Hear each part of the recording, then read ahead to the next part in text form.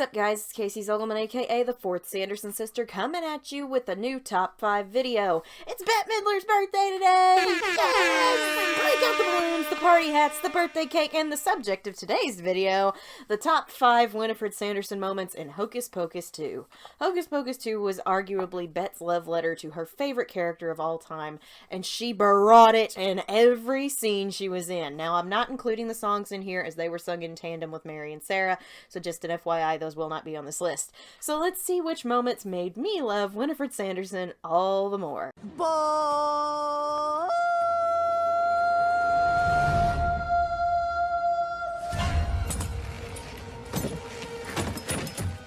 It had been 29 years since we heard Winifred call for Book. The moment she called out to him, I got chills. Chills! It was like instant nostalgia hearing Bette's voice say that word in her special way. Like, inject that crap right into my veins, please. Just, it's instant serotonin, just right in there. Just hit me with 20 cc's of that, like, every other day. Just, man, I know this is short, it's a quick thing, but I had to put it here because of the sheer feeling I got from it, and it just felt so good to hear her call for Book for the first time in almost 3 decades. Incomprehensible. 300 years later, and the dark cloud of trash still looms over Salem. Well, I told you we should have the entire family when we had the chance. We tried, but we were too young and too weak.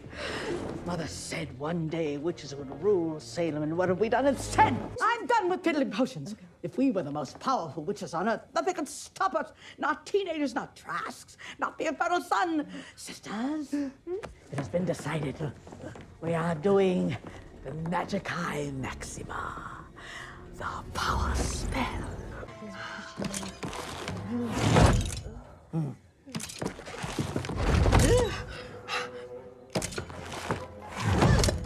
You got it. I don't think he cares for that spell. Oh, no, not your teeth. They're your calling card. Resistance is futile.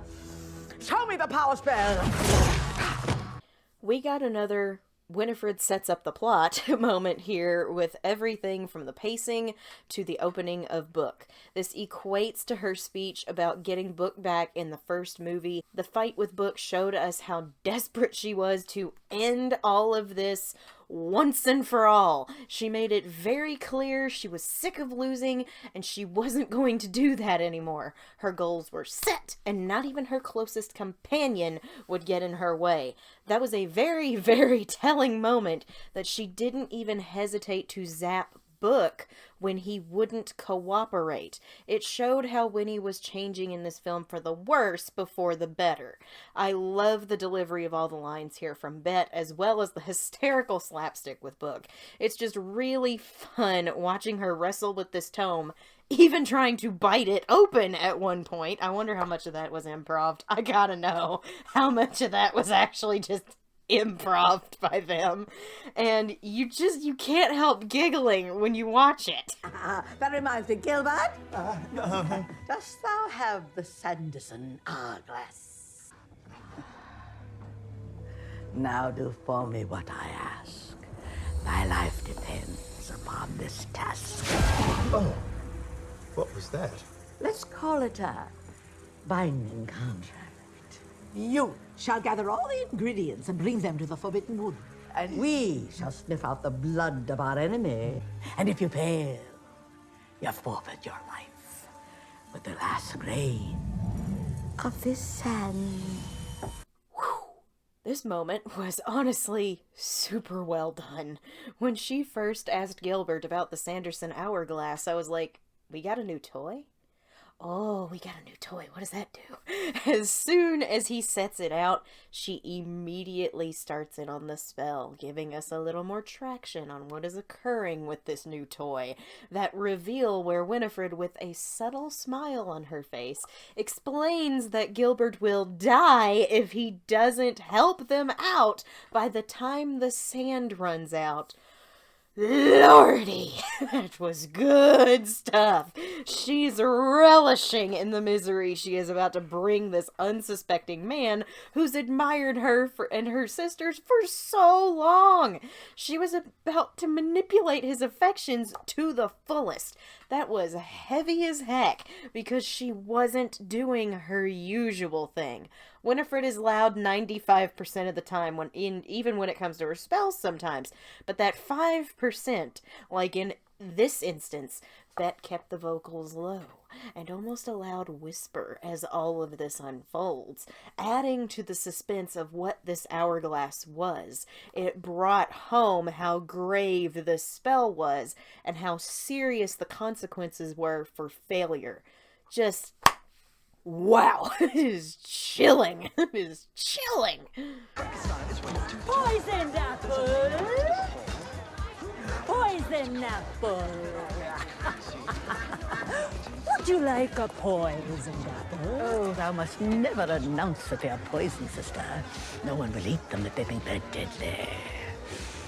Amateur. That looks scrumptious. Maybe I could just have one. No eating until we find the bear! Sorry. Winifred has never interacted with another person without her sisters. Until this moment.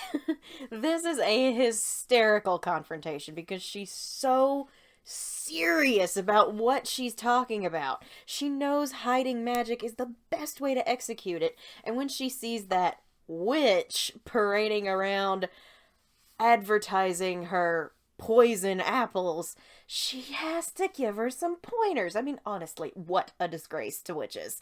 This scene is just done so well by Bette because she's really, like, talking down to this woman, and it's hilarious. The added almost growl on the word amateur really extends Winnie's disdain for this woman's foolishness.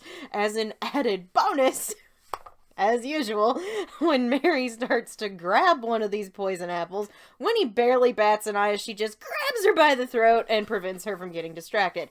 Really drives home how often she has to deal with this bullcrap, doesn't it?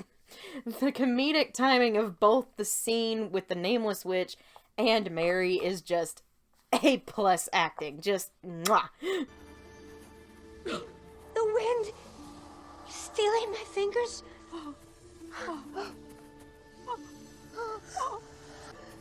Oh no! Stop, wait! With a ghost doll! Wait! Oh, please! Don't leave me! Ah! Magicae Maxima! Conversio! Rescind the spell!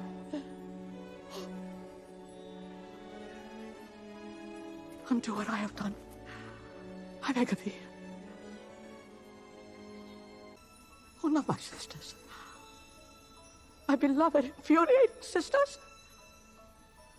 Why, they were my kin.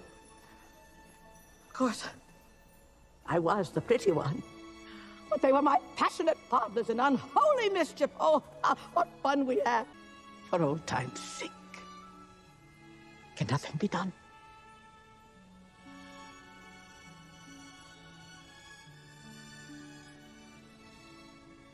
My doing has been my undoing.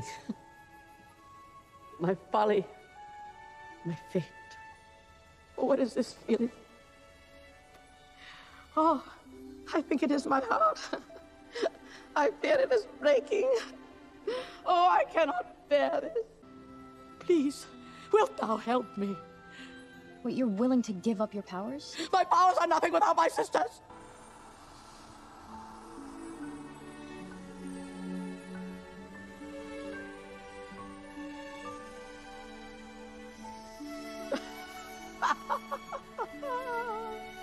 Oh, how marvelous.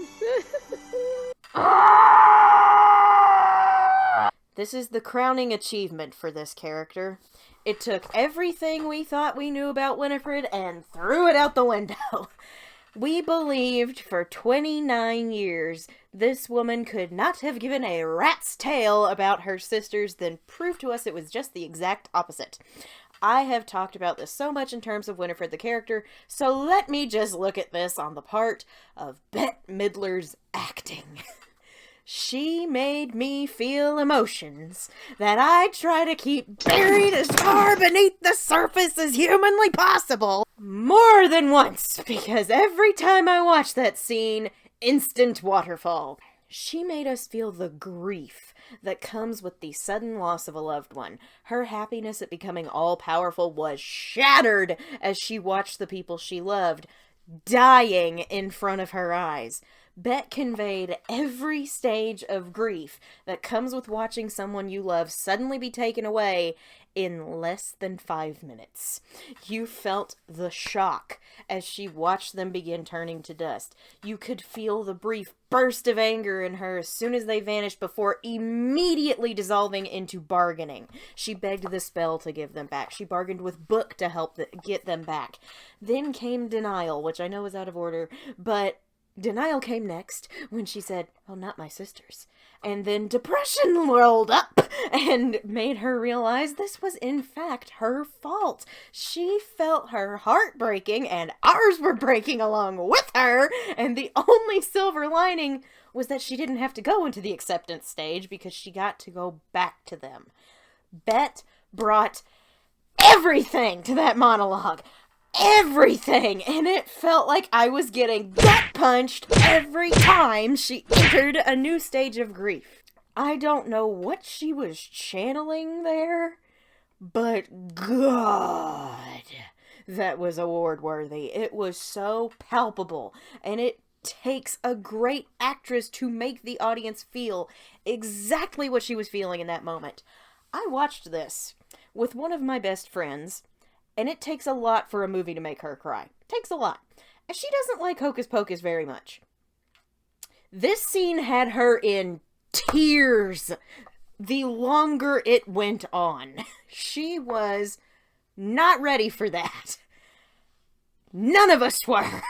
So I cannot praise this moment enough for both Winifred's character arc and Bette's absolutely flawless acting. All of this, and the stuff I have said before, is what makes this the #1 Winifred Sanderson moment in Hocus Pocus 2, and maybe overall in both movies. Well, that's it. Those are my picks for the top 5 Winifred moments in Hocus Pocus 2. What do you guys think? Do you agree with my picks, or would you have chosen a different moment? Let me know in the comments down below. Happy birthday, Bette, if you somehow see this video. I just want to let you know how dear you are to me. You gave me Winifred to cheer me up with when things are bleak.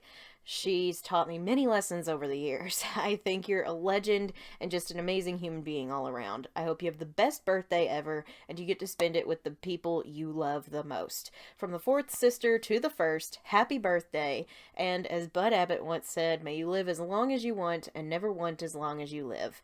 I hope you all enjoyed the video. If you're new to the channel, please remember to drop a like and subscribe if you haven't. It's free, it helps me, and what helps me helps you guys get more great content like this. If you guys can hit 1,600 subscribers by December 30th, I'm going to reward you.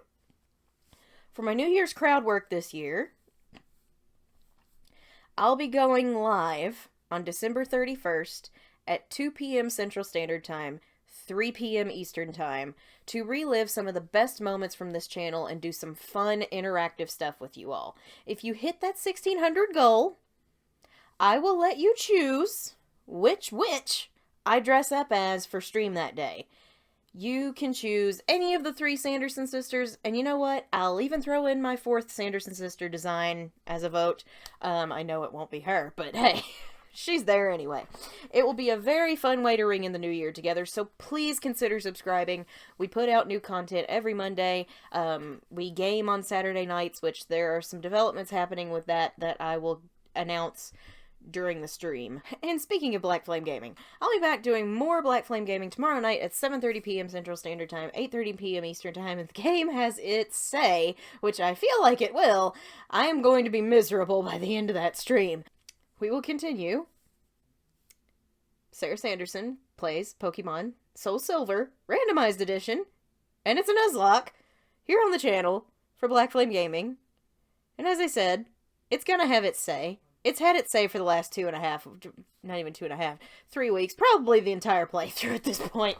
I just have had the worst luck. So if you want to tune in for that fun and a possible announcement concerning that series, tune in. It's gonna be a lot of fun. You might get to nickname a Pokemon or see me cry. Whatever happens first. Who knows at this point? If you're a regular on the channel, please remember to drop a like and share your thoughts on this list down below, along with your birthday wishes for Bette, our head witch in charge. Thank you guys so much for watching. I'm Casey Zolomon, aka the 4th Sanderson sister, and I'll see you witches and wizards later. I am